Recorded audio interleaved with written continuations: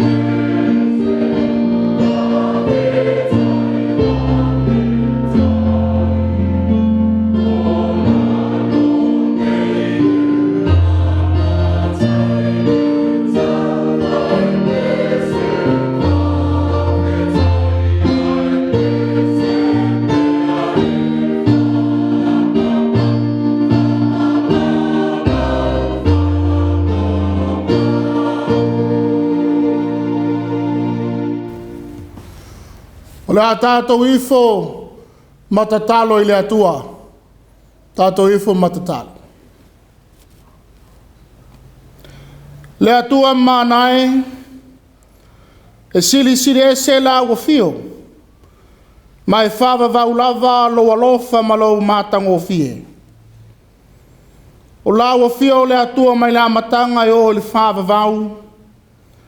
O lau lava mātai sau na e fofui na ile langi ma le lalolangi ma mele le uma o lo iai. Le tangata o le pale alia o ngā luenga ma mana uma sa whai. Le ana whaia i lau lava whātusa pa ia. O la ua fia o le alofa tūnoa. Lo alofa e loto lotoi. E tau muri muri. E whai pea mo i mātou lau whanau.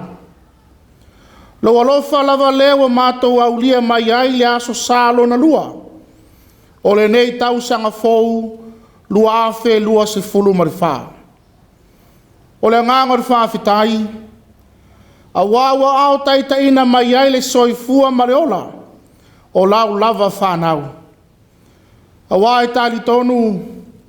O lo iai whātasi le fili mana mai lei. Tūlanga le petia mā whaina i mātou. Ai whawhetai lo malu pui pui o ala uma. Le nei aso fou aulia mai. O whawhau ina ai lo mātou mālo silitino. Ma fau ma le nganga. A wasa tau mate le ete. Pe aulia mai. Ai whaftai le atua. I loa lofa tuno mai mo i mātou. Whaftai la o fiono le poto o mātou maua. O i loa ailo mātou vala awina. O mātou tiu te ma whaiva o e tutofi na ai mātou. E ngā lulu e ai. Ma whātau nuina i aso taitasi o lo mātou ola. Vi ia la o fio e ale o whamanianga i tele. O le poto ma le ata mai. O mea lofa ma tāleni ese. O whao pengai nai i mātou. Fesoa soani e wale soifua a tupu a e al tangata. E le ngata i lea. O lo mana whamalosi au. O lo una ina i pea i mātou i teimi e o mai ai le whāwai vai ma le fiungo fie. Teimi e whaulinga mai ai wa le ai se whā moe ola. Le atu ai. Whāwhtai lo mana whā malo lo. E le ngata o mai tō mau o le tino. Au whā mai ese o lo a fia i mātou. Whāwhtai wa mōli mauina. Le li ua le tino mai a vea ma tino malosi. Wa malo lo ina i au a alofa. Whāwhtai au ta mau a inga le tino wha pele anganga. O ma whai ai o na wha tino ino mātou tiute. O aso uma. Whāwhtai lo mana lawe ai. O whai pelea ma pāpui pui. I tūlanga e ono a whātia i mātou. Whāwhtai le tuspa ia. O le sulu i o mātou vai. Whamala malama i nai o mātou wala. Tō matau i nai le soifu o tangata. Le nganga pa ia. O lo tū musuina i mātou. I teimi o le fia. Whānoa noa. Ao teimi o le mautonu. Sili whāwhtai. Ono Jesu Keriso. O whaina atoa mai lona soifua. Ina ia mau ai le ola. Ma mau a atili ai lava. Ma atau te whape atu. Ia tu mau i la o fio le atua alofa. Le vi inga le whaftai le whamanu ma le whanetanga. Nei o le whavavau. Whavau lava. Le atua alofa e. O lawa fia o le atua whamangalo. A o le atua e whamasino ma le ami o tonu ma le sa.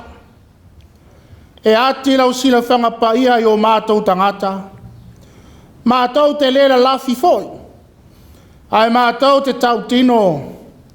Oi mātou se whanau o tumu le anga sala. Whale tonu ma le anga. Le atu ai. Mātou te whātou ese atu ai. Se ia alofa whaamangalo mai mātou o lau whanau. Whaamangalo mai so mātou a mio o le tonu. O se tua o se anga o le tala whea ngai malau sila whanga pa ia. Wa mātou le whaamaoni. I mea umana e whaatonu ina mātou e whai. O whai alava o mātou whai unga whai. I se poto i titi o mātou maua. A wale ai se whaalango lango le musumusunga lilo le anganga pa ia. Lea li ie. O mātou soli au polo a inga mautu la fono. O mātou le tau sisi i au wala. E peo nawa au inai mātou. I le tele o teimi. O le atangia i o mātou tangata le ola ia keriso Yesu. Wale ai se loto whaamangalo. Le ai se loto maulalo. Le ai se whiaro lo whaai ma se whiawatai. Le ai se loto whisoa soani. Le atu ai. Whamangalo foi i mātou. Pea whai wa mātou whaatala le tele o whamanianga foi na mai. E le ngata i lea. Pea whai foi wa mātou le tausi whamaoni i whanau o e foi na mai. Ai o tiote mataleni o e alofa mai ai. Whamangalo i mātou. Pea whai wa mātou le fia i whai tau le tuspa ia. Mata talo i as oma. Whamangalo foi. Pea whai wa mātou suru whai atu i la ua fio. Nā o teime lu tia ai o mātou tangata i puapua ngā ma whaingatā. Mātou te tatalo. Whamangalo laulangi vevesi marifitau wa i o mālo. I la tau o loo whasaua ma olo palaina o tangata. Onor sai linga o le pule ma le vi inga i tangata lava ia. Lea tu ai. Mātou te wha maulalo. Ma whato e se atu. Se alofa. Whamangalo mai mātou o lau lava whanau. A vea pēr le whaolotanga na saunia i Yesu Keriso. Lona toto na wha malingi ina. Malona tino na wha momoina. Ia mamā ngalo ai mātou uma. Le atua whafonga tāloe. Whetalai Yesu. Ai ai se mea mātou te mana na o iai. Ia mātou o le atu. Ia mātou tui atu. Au ngani atu ma le whātua tua moni. E ala i le te talo. Oi mātou a lau whanau whātua tua. Mātou te nau le fia whai mea sili mo lau a fio. Au mātou tangata e vai. Māti tiva ma le tango lima i lale tino whāpele anganga. Le ala lea wa mātou te talo atu ai mo au whamanuianga. Se e whamanuia mai le tāpo inga lau whanau o whaia nei. Le lingi mai au manuia. E whātoa ai lo mātou le atoa. Ma whamalosi mai ai lo mātou vai. Ma whapoto mai ai lo mātou whātau wā. Ma whātumu ai lo mātou ngao i. Lea li ie. Le lingi mai lo mana i teita ina i mātou. I ala lele uma mātou te uia. A wāua mātou tali tonu. A taitai malanga lawa fio. E manuia o mātou tiote ma whaiva whātino. A ole savaringa o le nei foi tau sanga atoa. Lea tu ai. I e la vea i mai mātou. Nai le whāta mala i o mātou tiote o whenga iai. Tau mamau e se ina le fili mana mai lei. Ti a Apollo mana au. Le malanga o maliu ma le oti. A o tūlanga e wha alumaina. Ma wha mai nai mātou ma le wā mai si tangata. Ia mafuta ina i mātou e loa nganga. Ina ia whai ai mea umai tusa ma lo fina ngalo. Tofu i mātou ma le wala awina. Ai wha moe lo wha malo si mai. E atoa ma le le iai. A wā a mātou ati nae. Ma leo wha atasi ma lawa fio. e le asa lava manuia e o mai. Mana tua na i whanau. Te le vave ma le suinga wa iai le lalolangi. Tau tai e la o fio. Ina ia lato maua se ola manuia ma le file mu. A maua foi lato le fili. Lea tu ai. Aua le tu la fo ia. Ai to ina i o lato loto. O lo iai pea le avanoa. E sala mo ai. Ma foi atu i o awalofa. Mana tua nei mātua mātutua. Ma le whainga tau le soifua whātangata matua. O i la tau o lo whengai ma ngase ma tongi fitinga ese. I la tau to tono le whale mai matua i ainga. Lea tu ai. Ia iai lau wha malo longa iai la tau. Ai meise i mātou uma. Ia iai lo tō file mula o langi vevesi ma le whetau ai o malo. La vea i mai tūlanga o lo whanu ai ola. Vave mai se teimi se aso no nofo file muai. Feso sani tai o malo. O a inga nuu whapea e kalesia. Ia tangia le alofa moni ma le wha maoni. I mea la tau te whaia. Mana tuai la tau i le to ese. I au ngā ina ia toi fuata ina ai se moe fō. I la tau o lo tau mo file mua laulangi. I vai ngā au ese. La vea i ala uma o lo whenga iai. Wha mai se. Ma wha maa whana i le loto wha noa. O no le maliu ma le oti. Ia wha manuia la o fio. Le opu fola nei fo i asu saa. I whata whai taulanga e fia. Te soa ni mai foi lau au auna. Vai e valea ma le iloa se mea. I alu ma le mana la upu. Ma ia fua mai ni fua le. I loto ma nganga o lau whanau. O a mātou te talo ia. Whātasi ma le te talo lilo o te ngāta lava ia. I mele lei uma. O foi nātu le nganga o le whātua tua. O nor suafo Yesu, mātou te tatalo mo le atu ai nei. Āmene. O le whaitawina o tuspaia. Tusi filifilia mo nei foi aso sā. O maua lea me le whenga fau. Ma reko lon mata upu mua.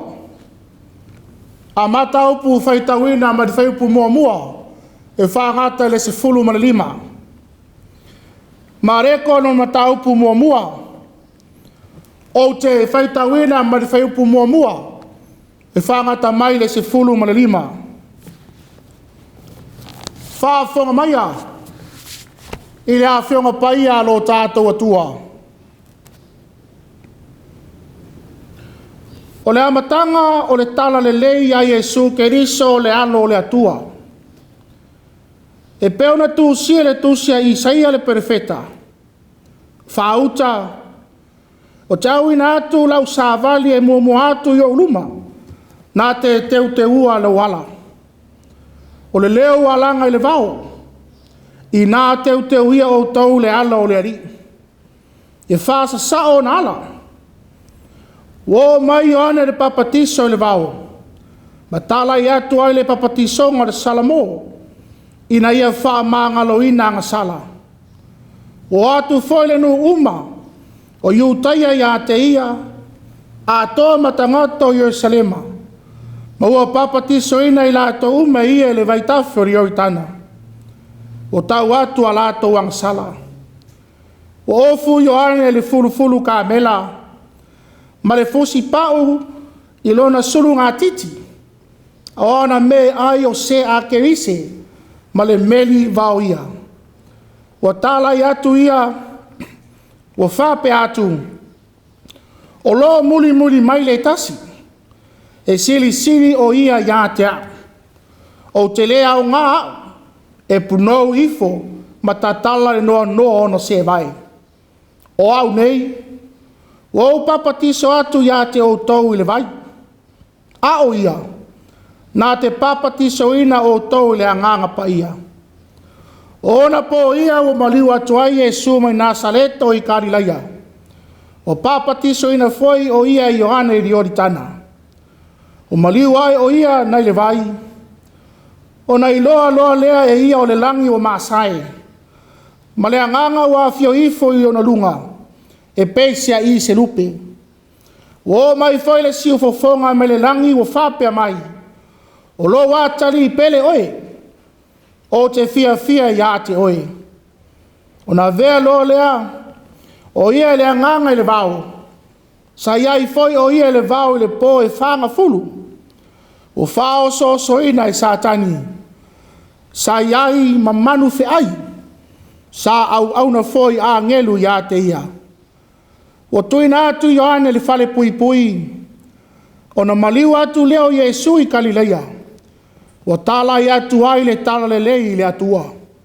O whape atu. O mai o na po. Wa lata mai le malo le atua.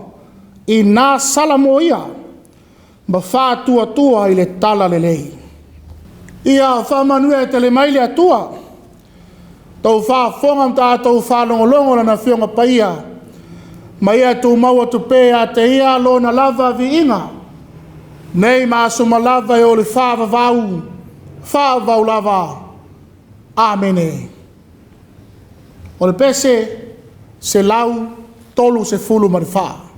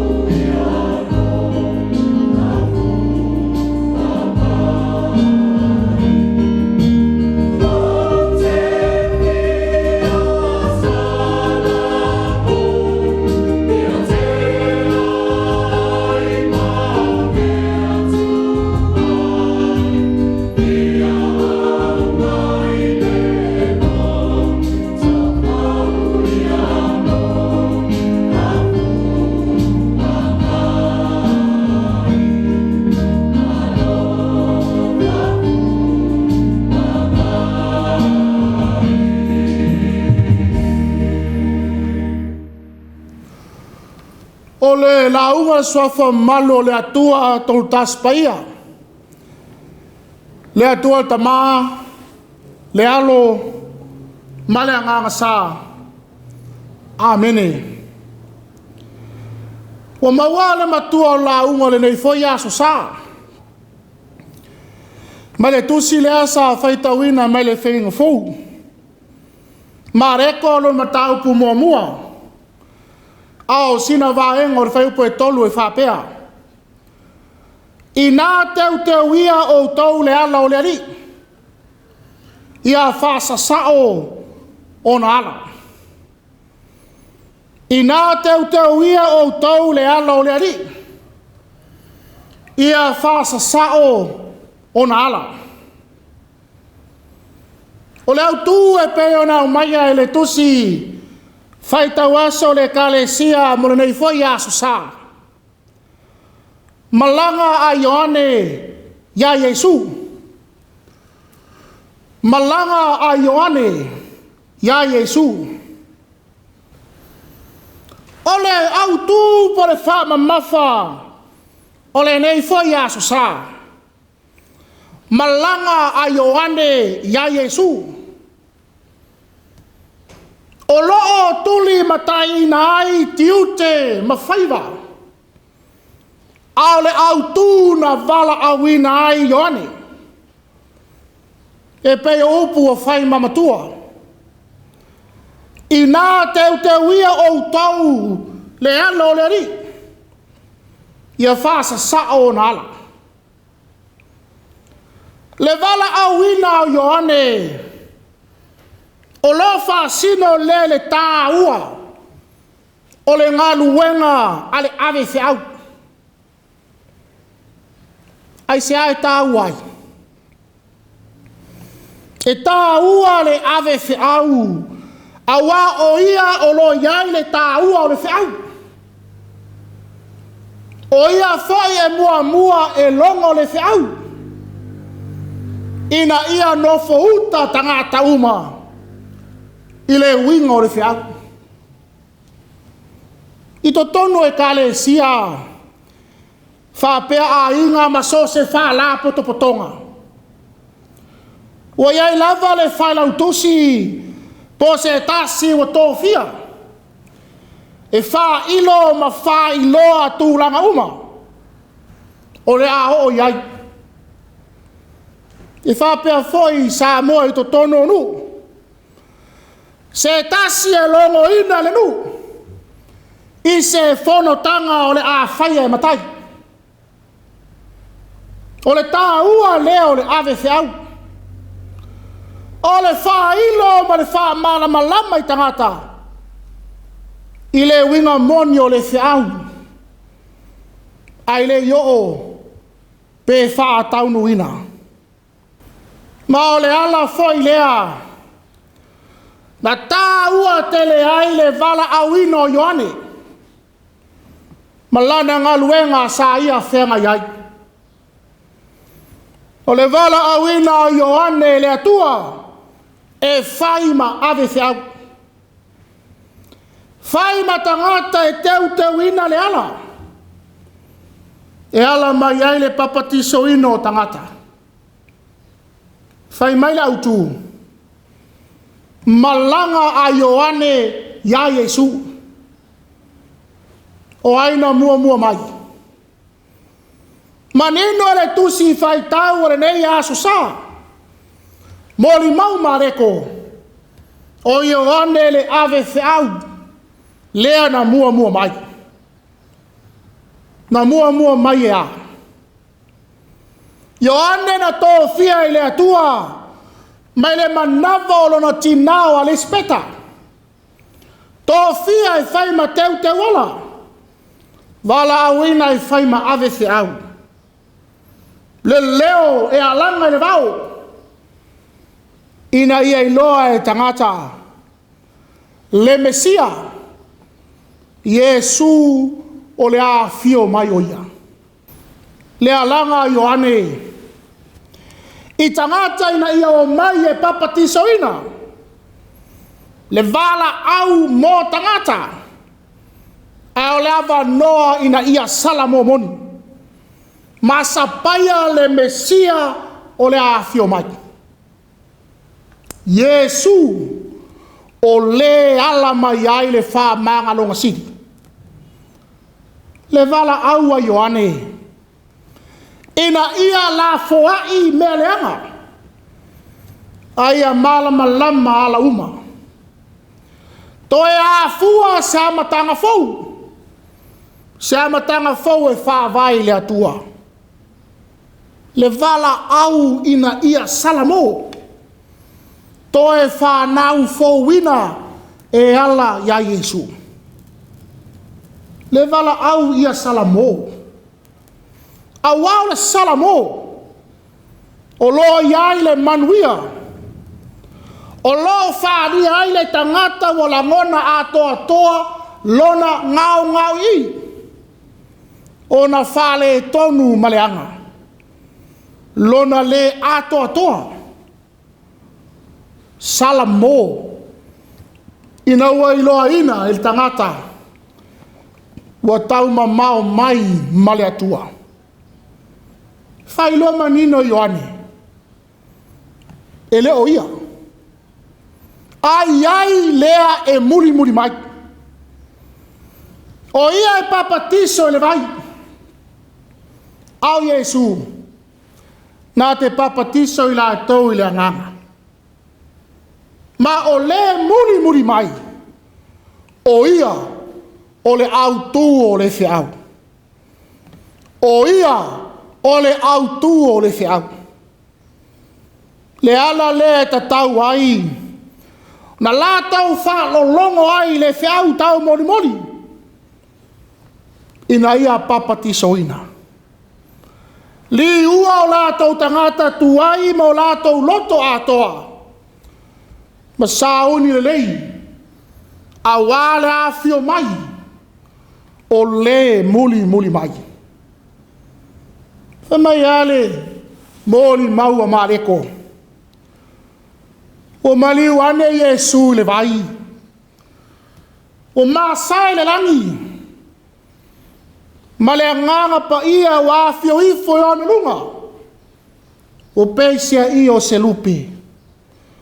Ma le siu fo fonga mai le langi. O lo atali pele oe. O te fia i ate oe. O le fai longa. O le fe au lea na alanga Ioane le vau. O lea ua o mai. Le alo le atua le Mesia.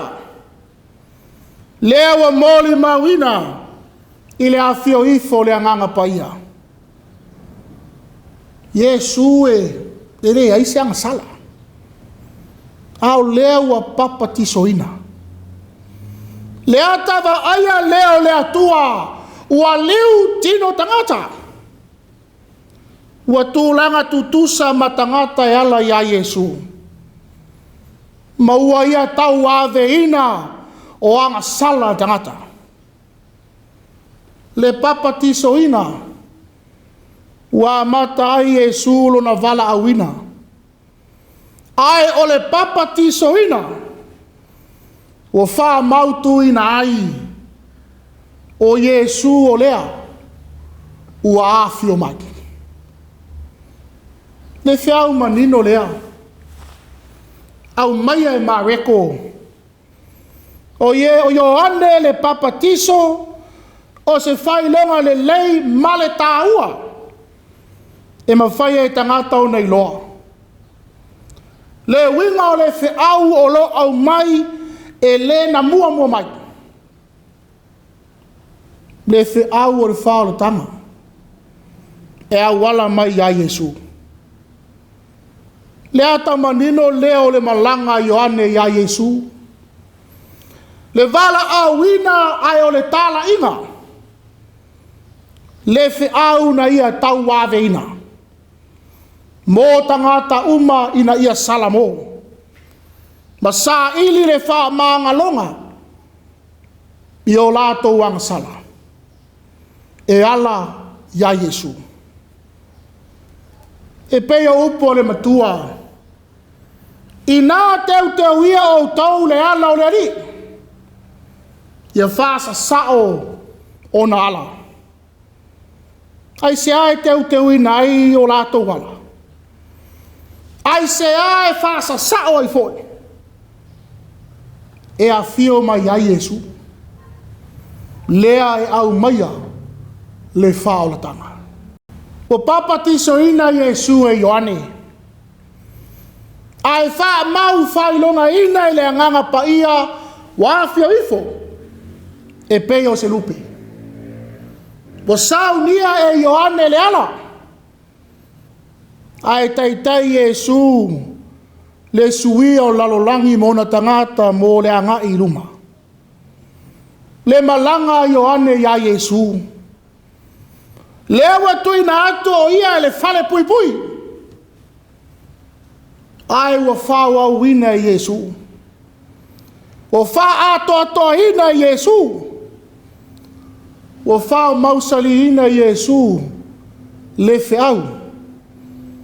Le ana taulongo longo Ioane. Le au wha tua.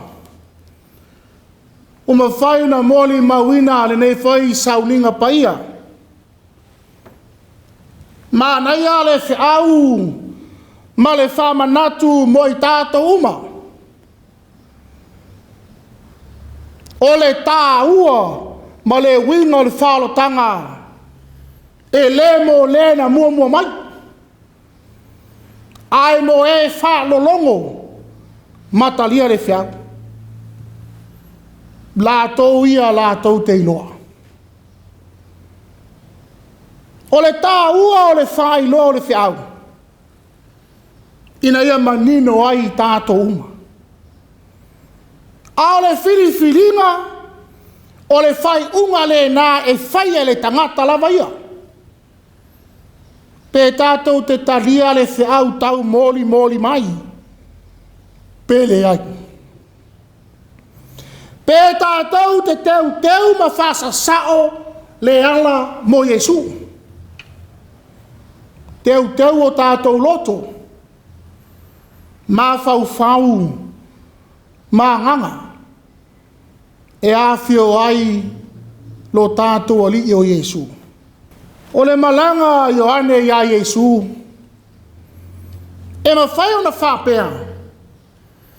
O le ata wha tusa lea, o le soifua wha tua tangata. Le wha tua pe moni pe le ai. I le vao tangata ma le atua. E pei o upu masani. Aua le o mai le lotu ono le tu la fono. Aua le o le lotu ono le whaife au ma le wharetua. Aua tau te o mai le lotu ono ni tūlanga whare tangata. Le ai. Ai alu. Alu ma le au nanga ma le wha maoni. Alu ono Yesu. Aua e pei o Ioane. Ua na o se ave fiau. Ua wha pea foi le kalesia. Ai o loo muli mai ai le papati songa. E ala i le amanga. Le whaolatanga e ala ia Yesu Keriso. Le au tū ai le whiau. Ma mafu ai o na ofoina o tau tangata mo le ngā luenga le atua. O te ofo la. I se tasi na te le au la ngona le leo o lo alanga. Ma le whiau o le whalotanga o loo mori mai. O le malanga a Ioane ia Yesu. O loo tau mori mai ai foi se whiau. E manao mia le salamo. La foai le leanga ma le anga sala. Ioe. O le mawhai e tangata o na whapea ifo ma tau tino. Wou salamo i le mea wou whai. Wou se ma o le a o le toi whaia. Tō tele ua whaingo o whiona whapea mai. Whamangalo mai. Ai o lo whai a pea. O isi o whaingo o whiona whapea ifo ua ou se se. Ai le ai lava ma se suinga. Peitai o le alanga Ioane sala mo moni. La ngona le loto maulalo e ilo ai le se se. La ngona le ato atoa e whapea ne ai ua ou whale tonu. Le sala moa ua la foa i le atua e toe a fuai se amatanga fou e ala i a Yesu. Le alanga le whiau le a Ioane le Emanuelu le whalotanga wa taunu. Ai o le whiau e sauwhanga ai la tau e talitonu whātua ma wha maoni ai. Whai mai Ioane i nā teu ia o tau le ala o le ri ia whasa sao o na ala. I oe le whanau a le atua. Ia tau tua nā ma oe ma. La tātou malanga ia Yesu Keriso. Ono Yesu. Amene. O le pese tolu se lau 50. Tolu se lau 50. E pese la tātou tobe pese ai nei.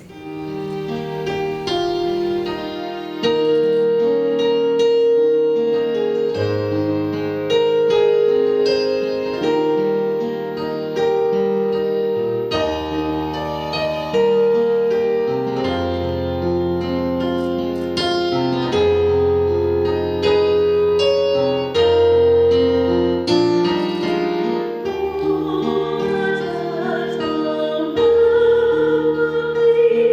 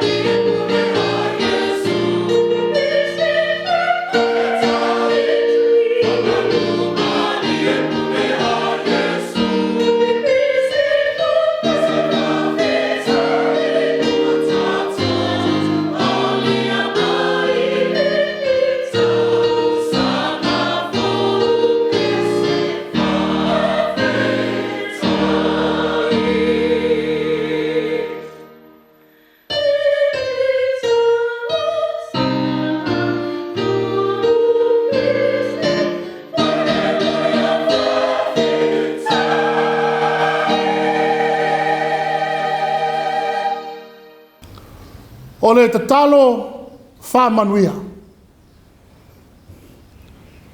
Ia tūmau mai a tei mātou ma lau whanau laulangi atoa. Le manuia ma le file mu o la awafia o le atua tamā. Le alofa saili mai o Yesu Keriso, ile male mafutanga le motusia ma le nganga paia. Nei maso malava o le whāvavau lava. Amene.